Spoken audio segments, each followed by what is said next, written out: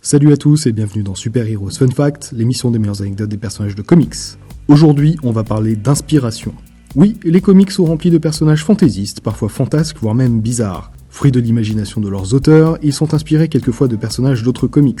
Ce que l'on sait moins, c'est que beaucoup d'entre eux sont directement inspirés de personnes bien réelles. Chanteurs, acteurs, entrepreneurs, ils sont nombreux dans cette liste, alors on n'en a gardé que quelques-uns pour vous. Voici tout de suite 6 personnages de comics inspirés de personnes réelles. Vous êtes prêts? Alors on commence. Maintenant.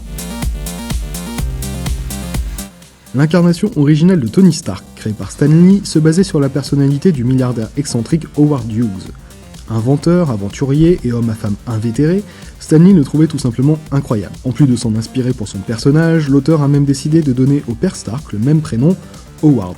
Mais lorsque Robert Downey Jr. a été casté pour incarner le personnage à l'écran, c'est vers un milliardaire plus moderne que son inspiration s'est tournée, Elon Musk. Pour Downey Jr., Musk serait très probablement quelqu'un avec qui Tony Stark ferait la fête, ou bien partirait en pleine jungle pour un trek obscur destiné à rencontrer des chamans. En guise de remerciement, Elon Musk a eu droit à son caméo dans Iron Man 2. Mais ça, vous l'aviez remarqué, non?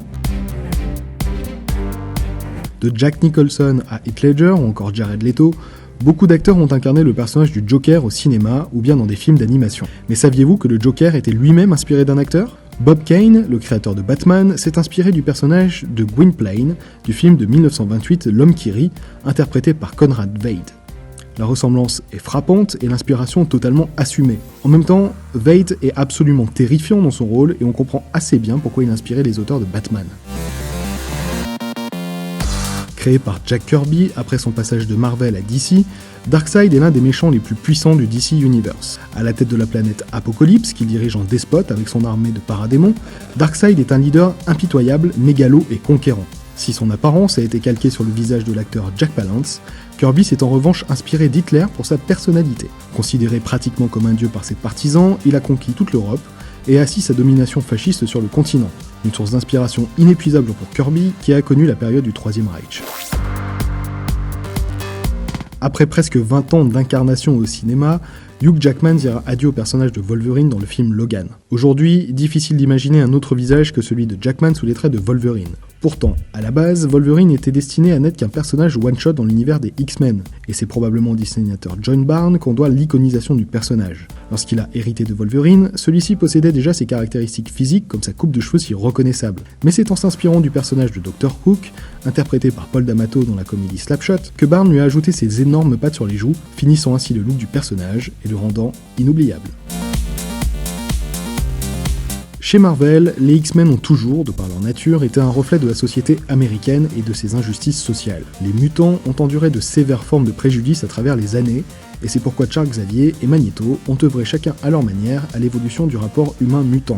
Créé par Stan Lee et Jack Kirby en 1963, Magneto a fait ses grands débuts en plein mouvement pour les droits civiques. Très inspirés par le mouvement, Lee et Kirby ont basé les personnages de Xavier et de Magneto, respectivement sur Martin Luther King et Malcolm X.